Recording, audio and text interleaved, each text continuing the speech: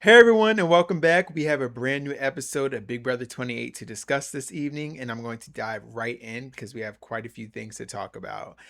So, we are coming off the nominations from the previous episode. Haley, our current head of household, nominates Melody, Drew, and Taylor. And as Taylor said in the episode, this was a bitch ass move.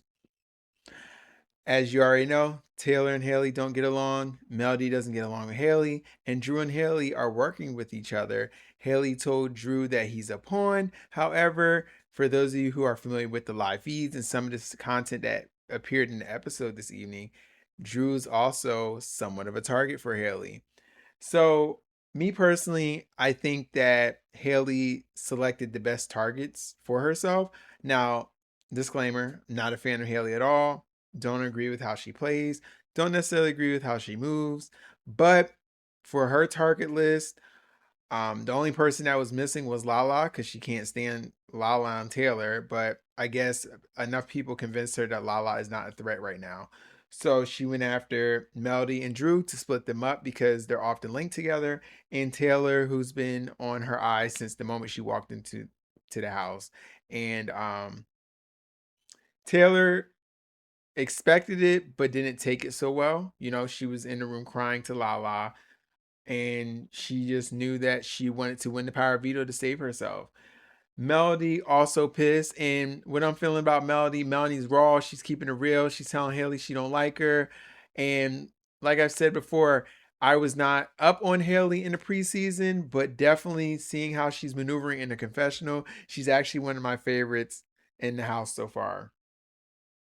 Also, like I said, Haley, not a fan of hers. To me, she's very exhausting, and I've expressed before about how this alliance moves. They want to target people, but rather than just owning that, hey, I want you out or you're a threat, they try to find little dumb reasons to put people up. Case in point, when Taylor had a conversation with Haley after the nominations as to why she got put up, whatever the case may be, Haley pretty much told her that Taylor, you were laughing when Jason was banging the teapot and pan around me.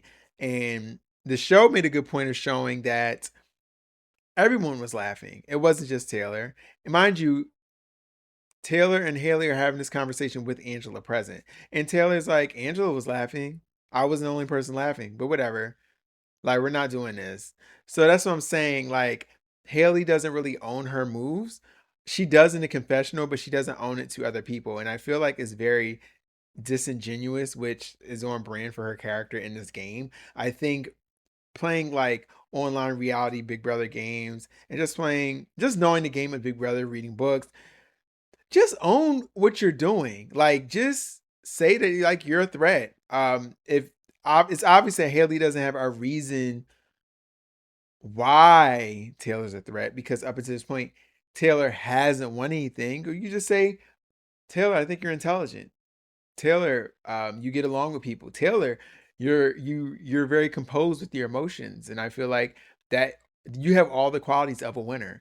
But Haley is so childish; she can't even give Taylor that much credit to even find a reason to nominate her. So she's just coming up with reasons out her ass. But that's going to bite Haley at the end of the day. No one else. Um, then also throughout the episode, you see Lyric is out for herself. She's been nominated at least, 2 weeks previously, and she has allies in the game, and she's willing to throw them all up under the bus. So much so that she had a conversation with Kamu, she has a conversation with Chuck about how Mallory should go up on the block. She said that she told Kamu who Mallory was targeting. She told Chuck who Mallory was targeting. Mind you, Mallory considers Lyric one of her best friends. She said it from the first episode. And of course, this information is going to get back to Mallory, right? Of course, it's going to get back to Melody, who's all working with Lyric. So now Lyric's alliance will not trust her. On top of Haley, who I'm going to give her credit, she clocked this. When Kamu tried to present an opportunity to save Lyric by not nominating her, Haley was like, but she just threw all her allies under the bus. Why should I keep her safe? And that's real as fuck. Like I respect that. That makes complete sense. So I get it from Haley's perspective. But Haley's the person. Give her a reason. She gonna have a reason. She gonna put your ass up. And sure enough, Taylor won the veto. And then when it came time for the renoms, Haley put up Lyric. Third week in a row.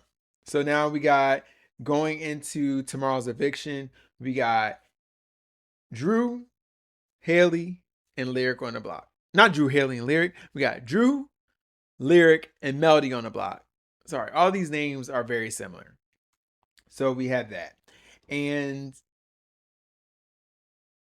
out of the three, I want obviously Melody to stay. I do like how Lyric is playing. Like, I do like how she's using her sex appeal, the flirtatiousness, and she's kind of like leaning more into the like misogynistic house guests, like the men. But she's getting a little sloppy. Do I think you should never turn on your allies in the game of Big Brother? Absolutely not. Like, if you have to save yourself, save yourself. I just think that Lyric did it too soon. I personally feel like the renominations haven't happened. I guess from her perspective, it's like, let me try to get Mallory put on a block so that they don't think I should go on the block. But you have to kind of let things play out. You don't know if things are going to become a self-fulfilling prophecy. That happens often in the game Big Brother. The things you worry about end up manifesting itself. So I think if Lyric had kind of laid low a little bit, maybe Haley wouldn't have put her up. It's quite possible because Mallory has been on everyone's target list. Like, that's what I'm saying. Like, Mallory, it's known that she's going after the icons. She told Kamu that herself. So, Lyric, you didn't have to do much to get her nominated. And the fact that you turned on her, it's like, girl, come on. What are you doing? So that's where we're at with that. House dynamics, alliance chart. We have the tool shed, which consists of Drew, Barrett, Devins, D, Angela, Haley, Chuck, and Kamu. Now, Drew not realizing that he's a target, if he does go home, this should wake up Barrett. Barrett already knows he's at the bottom of the totem pole. And if Drew goes home on his own alliance member's HOH, Barrett should realize he's just as equally disposable as Drew and wake up. But hopefully it's not too late. Then you have the icons, which consist of Devins, D, and Angela. Then we have the crossovers, which consists of Drew, Barrett, Devins, D, and Angela. Then we have the red corner, which consists of Devins, D, Angela, Kamu, Haley, and Chuck. Then we have the Giggle Girls, which is on thin ice. We have Melody, Mallory, and Lyric. Then we have the Dapper Dans, consisting of Drew, Barrett, Devins, and Yash. Now, the previous episode, we reported that Taylor was in alliance with Lala, Angela, and D, but that seems to have like fallen apart, or they haven't really talked about it since then. So Taylor is on the outskirts of all major of alliances. Lala is also on the outskirts of most major alliances. And shout out to Yash for getting himself in there. Now, I want to say that Kamu eventually is going to pull Taylor in because he really likes her. But hopefully that's before the power stays on the same side of the house and they nominate her again. Hopefully she can get in there. Also, we got 3 breakout stars for the episode. First up, we got Taylor, confessional queen, keeping it real, having her reads down, not giving up, calling it what it is. You're not going to talk to me any type of way, Haley. Not today, not tomorrow, not anytime, because I got time. That Taylor. Veto queen, although Mallory tried to say some slick shit on the feeds about Taylor just winning the veto by luck. Baby girl, the game of Big Brother is a game of luck. Let's call a spade a spade. You're just also unlucky that you're everyone's target. Respectfully, because Mallory, you're my winner pick still, but not too much on Taylor. Not too much. And also, Lyric, and this is more so with the live feeds, Lyric was trying to get Mallory to figure, she was trying to help Mallory find allies, and Lyric suggested Taylor, and Mallory, that's when Mallory made that comment about Taylor accidentally winning the veto because Mallory's looking for people who can win competitions. And it's like, girl, the same side of the house has been winning primarily all the competitions except for you and Taylor. So what are you saying? But I digress. Next up, we have Melody, Confessional Queen. She's giving me a little bit of Brittany Haynes. Although Haley loves to call Melody a mean girl, I mean, the pot calling the kettle black here. Melody probably could be a mean girl, but Melody has also not been in a position of power. She's been playing a lot of defense lately, and I'm sure it's pretty upsetting in the game, right? So she has a lot of shit to say, and I like it because I feel like Melody also knows where the power is. She just needs to separate herself from the rat Drew. She doesn't realize that Drew is flip flopping on both sides. Not sure if it's rose colored glasses or not, but I think once if Melody's able to separate from Drew, hopefully Drew is evicted, then Melody could really, really make a deep run to the end of this game. I strongly believe in her as well. Same with Taylor. Then third breakout star, although he didn't have much screen time, but he had a little bit more than usual. I'm going to say Yash again for the second or third week in a row. I like how Yash has reintegrated himself back in the game. He's been laying very, very low. And but and I'll cover this in live feeds a little bit. If I remember, I want to say maybe Barrick started clocking Yash's T. One of them is clocking Yash's T, knowing that like he's getting along with too many people in the game now. So I'm a little nervous that we could get Yash on the block, but Yash has already proved himself to win a competition. Remember, he won the blockbuster the first week. So I think if Yash keeps moving in the direction he's moving, he should be good. Okay. No need to go into the house guests in the best position because you already know it's going to be the icons because they keep winning power. Devins, D, and Angela. So we're not even going to talk about that. Then we got the three house guests that are the most vulnerable. Drew, Lyric, Melody. Let's break it down. I said from the beginning that Drew was playing a rat floater game. People on TikTok disagreed with me. They don't consider Drew a floater. I'm an old school watcher of Big Brother. Floater is on a spectrum. Let's just call it what it is. Being a floater is on a spectrum. So I define a floater as someone who flip flops. And that's broad, meaning that they can bring information from one side of the house to the other side of the house, regardless of power status. For this season, the power has only been on one side.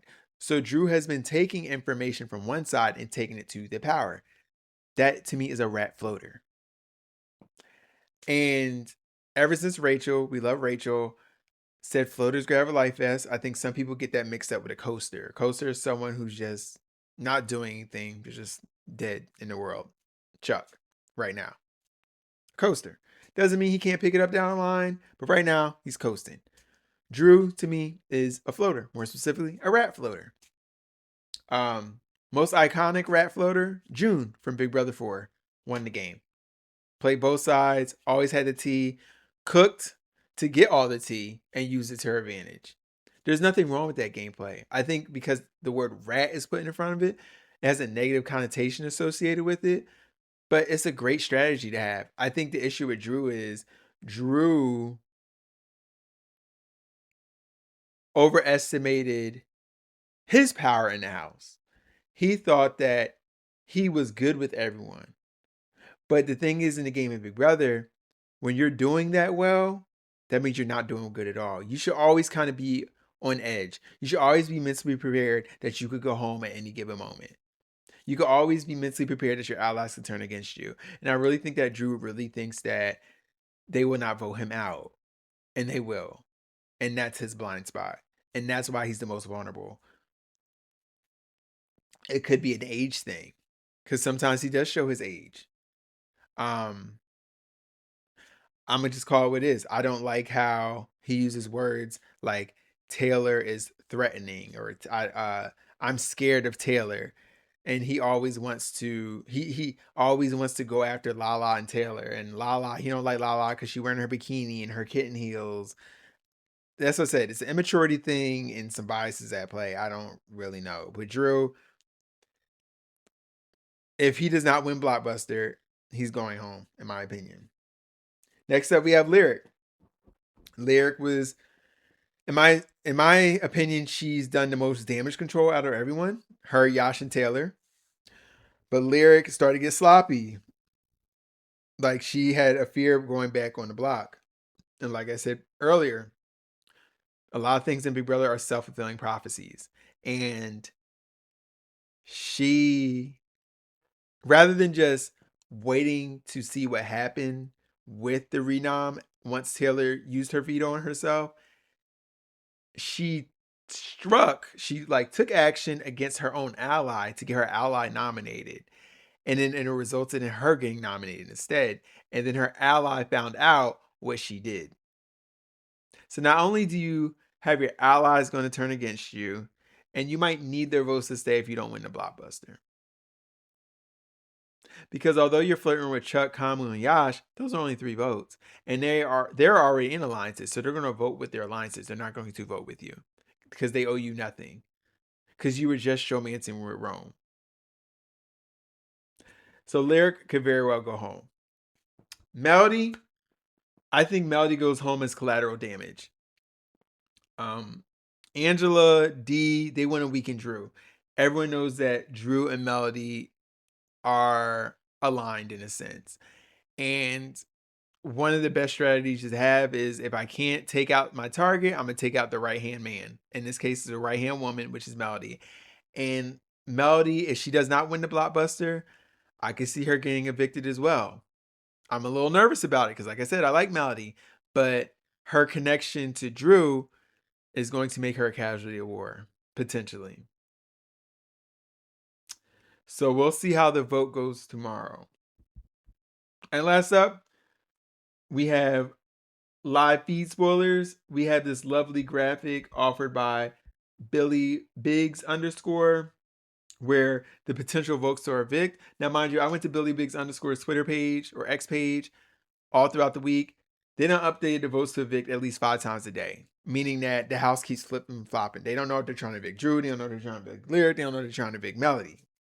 But as of right now, as of an hour ago, if Melody and Lyric are on the block, meaning Drew won the Blockbuster, sadly, Melody would go home. If Melody and Drew are on the block together, meaning Lyric won the Blockbuster, we might see a 6-5 vote, meaning Melody will go home. So I'm saying Melody's going to be collateral damage.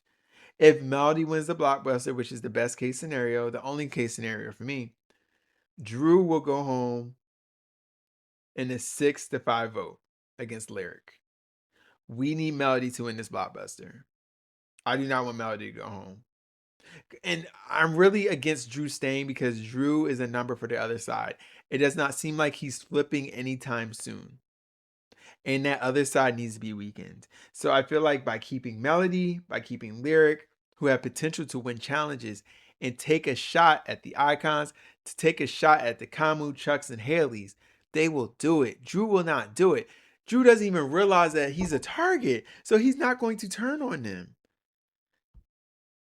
So, no, Melody got to win this Blockbuster tomorrow. Melody has to win this Blockbuster. Also, lastly, like I said, Yash is becoming a new target for the other side of the house. Taylor and Lala have fallen into the background. Chuck is becoming a new target. Haley is obviously a target. Also, because of this vote, Haley wants Drew gone. But then there's people trying to get Melody out. There's people trying to get Lyric out. And it's just like, although all these people are in an alliance, they're not in agreement with who's going. Because it's showing you who's actually working with you outside of the alliance. And I feel like that's going to create tension. And that's when the alliance is going to start fracturing even more because it's already fractured. And that's what I'm excited to see. So I'm excited for tomorrow. I'm worried for Melody. Um, whether Drew goes or Lyric goes, it is what it is. I need Drew. I personally want Drew to go. And yeah, I'm gonna keep it short tonight, folks. We got a long day ahead of us tomorrow.